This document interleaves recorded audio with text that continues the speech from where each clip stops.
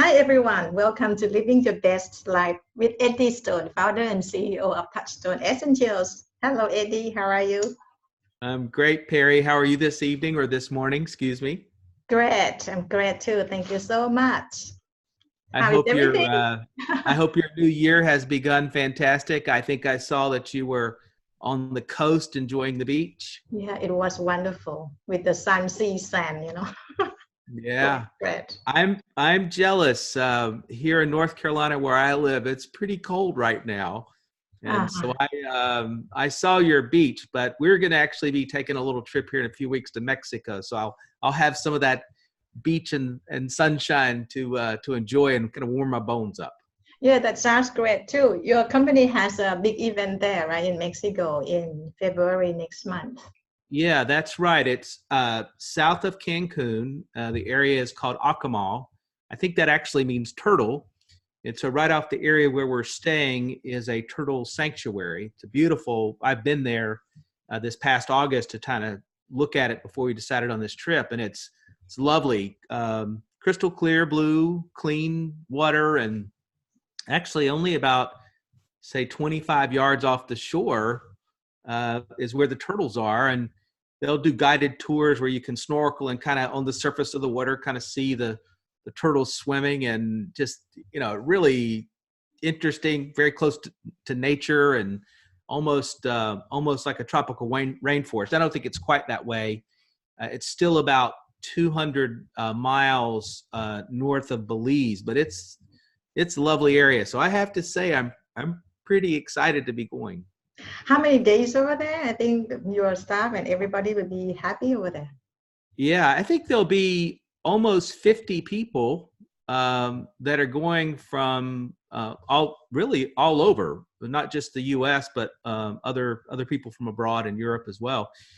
I believe it's close to 50 people. So Mhm. it's almost like traveling with your own extended family or your own extended little party. So it'll be fun. And there are people that I know them pretty well, but I hadn't spent a lot of time in a relaxed environment like that. So I'm looking forward to that. Okay, great. Okay, so back to our living your best life. What are you going to share with us today? Well, I thought I would tackle a subject because in the new year, right, we've got people off working out. I think on our last show, we spoke about foods to support your efforts in working out and kind of getting fit. And one of the things that happens with people as they're introducing new foods or they're changing habits, they can actually wind up with some discomfort in their belly, let's call it. Yeah. And it can even, they can wind up with a bloated belly and really end up frustrated because they're working hard, right? And one of the first places people think about is sort of flattening their belly, if that's sort of, they got some weight loss or fitness goals. And they'll even get on the scale, and they've been making these great efforts, but the scale says maybe they've gained a couple pounds or something like that. And some of that's coming from either intestinal or belly discomfort, or they're actually retaining water.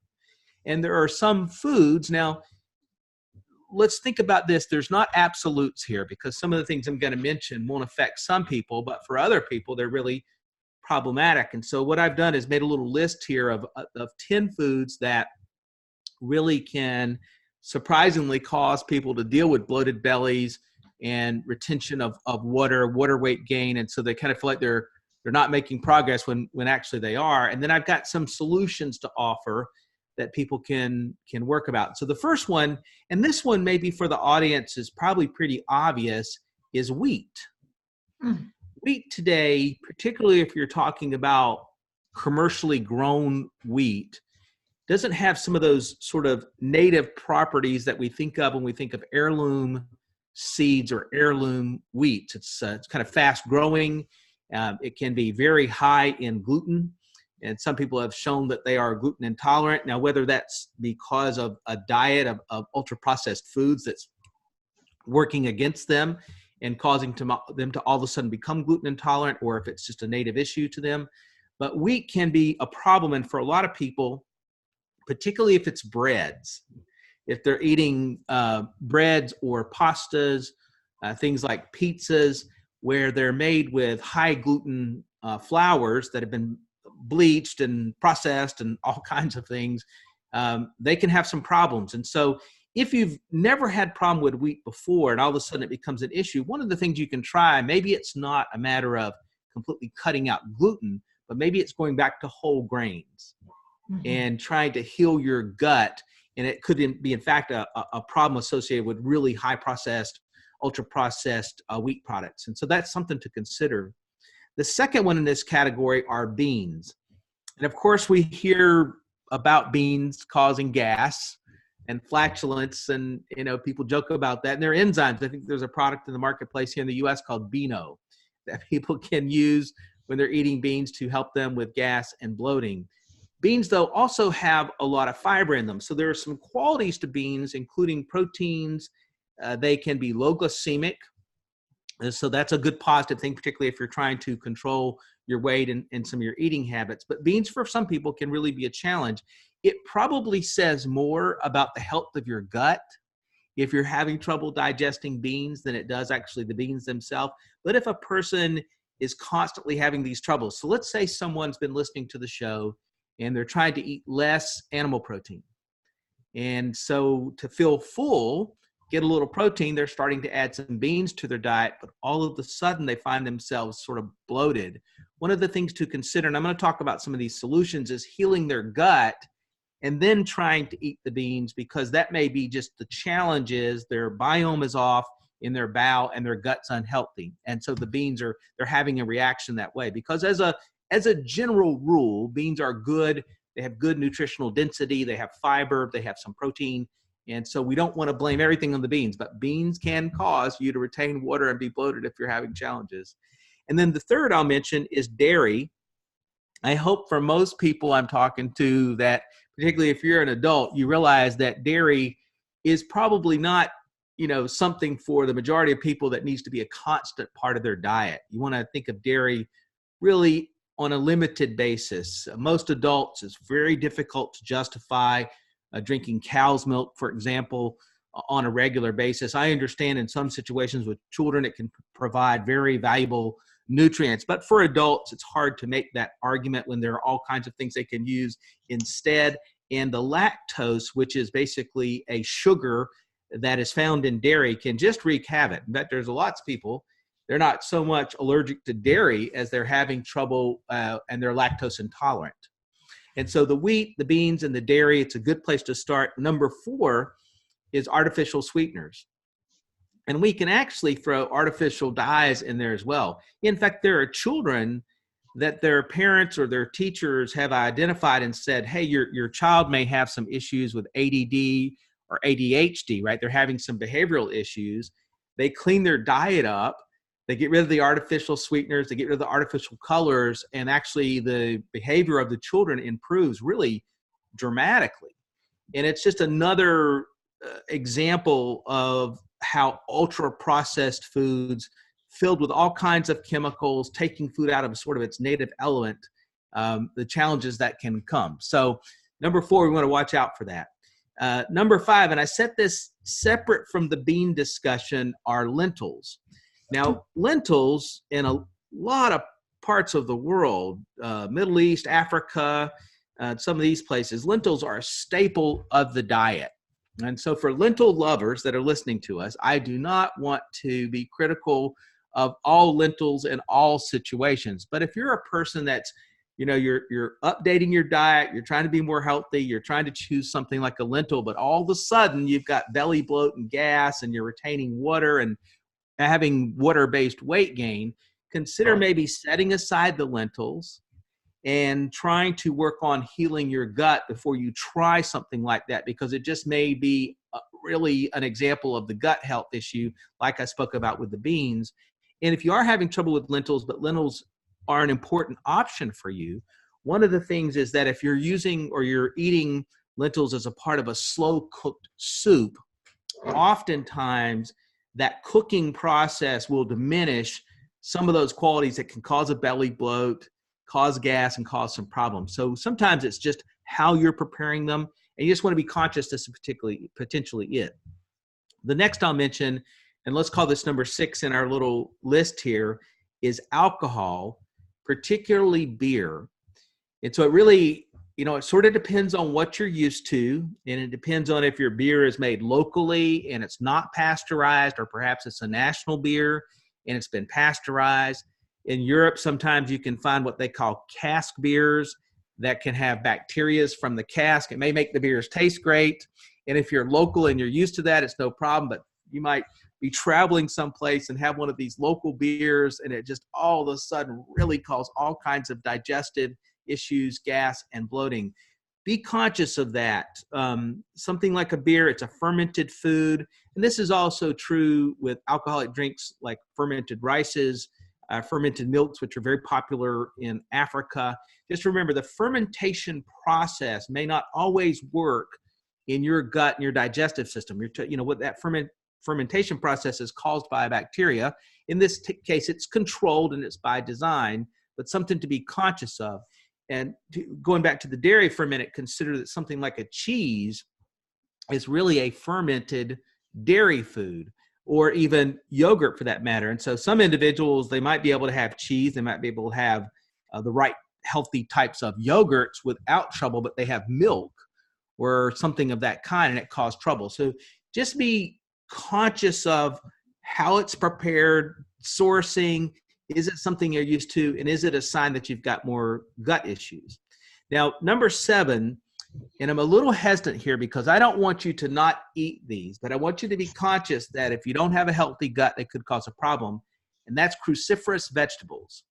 So that includes things like broccoli, cabbage, anything sort of in that cruciferous vegetable category, which have all kinds of wonderful nutrients in them. The nutrient density, the micronutrient count that you find in those types of vegetables are very important. There's some, if we had some cancer experts on here, they would argue that a diet rich in cruciferous vegetables will help to prevent cancer. And if you're under cancer treatment, you need to be eating them to help control side effects and the future development of cancer. But we do know, because it's high fiber and because it may not be something you're used to, it may be the reason why all of a sudden in this new year where you've said, I'm changing my diet, I'm changing my habits, and all of a sudden you're eating these things that you perceive to be healthy, which they are on paper, may not be working for you right now. So again, we want to think about healing the gut more than just discarding these wonderful vegetables. And then number 8, let's talk about onions and garlics, because they have allium in them, and allium is not something everybody can digest very well. And you'll see people that they almost smell like garlic all the time. They love garlic so much, and they eat it so much, or the same thing with onions. But for others, whoo, man, they have onions and they've got tummy rumbles and they've got all kinds of issues. So be conscious of that. And again, just like the others I've said, it may be a sign that you need to heal your gut. Carbonated drinks. I mentioned beer, but I mentioned beer separately because beer is fermented, and so it's sort of a different way that it reacts in the gut.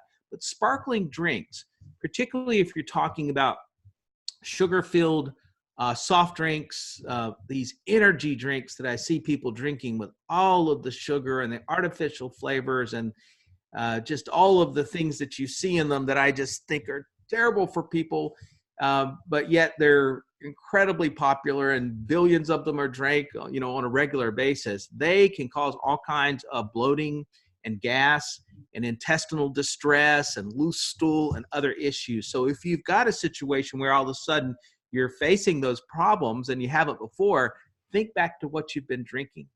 And have you been having a lot of soft drinks, basically sparkling drinks, right? That are, particularly if they're artificial in color and sweetener, because that can be a problem. And then the last thing I'll mention is barley and rye. Both of those do contain gluten. Now, it's different than what you find with the ultra-processed and refined high gluten wheats that are out there. But for quite a few people out there, they're eating a barley soup, and right, barley soup generally would be healthy. And all of a sudden they've got these issues, right? So it's something to be cautious of. So the list here: wheat, beans, dairy, artificial sweeteners, the lentils, the beer, particularly unpasteurized local beers, cruciferous vegetables, onions, garlic. the sparkling drinks, the barley, the rye. These are all things that could be responsible for water weight gain, intestinal distress. But I think all of these things really should point you towards trying to heal your gut more than trying to eliminate all these things from your diet, particularly the vegetables that we've mentioned. These are things that have very positive impacts. Some of the grains even can have very positive impacts on your health because of the nutrient density, and then the macro low glycemic carbohydrates, the fiber, and the protein. So something to consider in this regard. So what do you do? Right? If I've kind of laid out a challenge here, so what's the thing? Number one, you want to look for probiotics. And if you're taking supplements, you want to look for supplements that have high quality, a variety of probiotics in them. We have them in some of our products. I'll mention that in just a few moments to give folks just a clue to what to look for. If you're not getting something from us, here's some things you can look for when you are shopping for the supplements that you use. One of the quicker things you can do is to buy and keep with you a digestive enzyme. So for most people that are checking out our broadcast, you can probably go to your local, well, if it's a good sized grocery store with a supplement section, you can perhaps find them there. But I know certainly at a pharmacy, you can find digestive enzymes, or even online, depending on what your access is.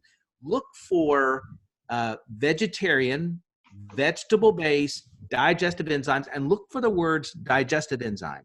You're looking for that kind of combination because you want a digestive enzyme that can break down both carbohydrates, fats, and proteins.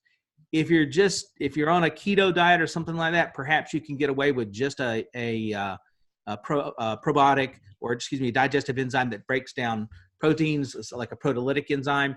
But for most people, they need a variety, and you'll see a signal for that if you're buying from a good brand. And I want to discourage you from buying the cheapest thing you see.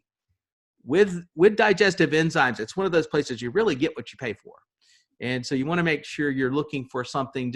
I don't care that you have to buy the most expensive thing in the store, but don't buy the cheapest. And you want to also buy the freshest possible, right? So the born on date should be as fresh as possible. If you continue to have trouble, now this is something you probably know about because I think really is where society learned about this was in Asia. Drink ginger tea.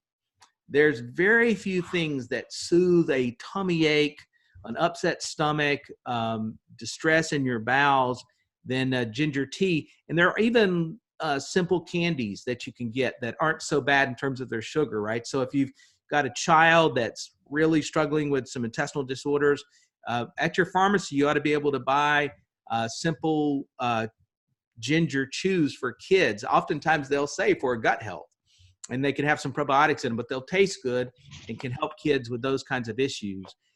Pick organic when possible. That's another way to heal your gut, is to stay away from conventionally grown foods like wheats that are really developed to be high gluten, to provide the high gluten wheat that they use in, say, fast rise pizzas and breads and things of that kind. Another thing to pay attention to is to ease off the salt.